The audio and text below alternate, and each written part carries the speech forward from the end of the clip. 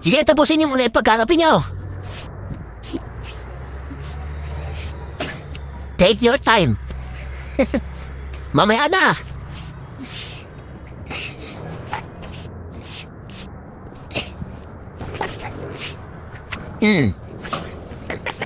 Tuklat.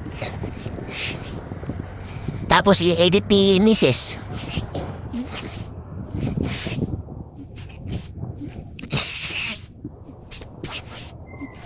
So mga katrabaho, ito yung ginagawa namin sa araw-araw. Installation ng bakal, pagkakabit ng formworks. Dinayin nga pala si ma'am ko at ma'am, hi ka ma'am. Yun, ang aming engineer surveyor.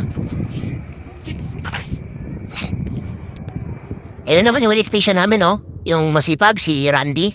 Di, kaway ka. Ayun nga pala si Larry, oh.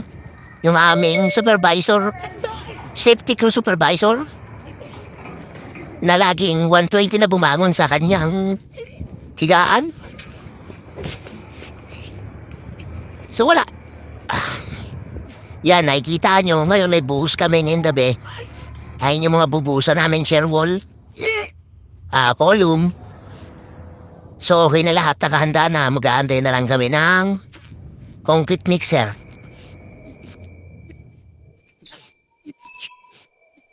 Yan. Ito naman yung ginagawa ng J. Pastor.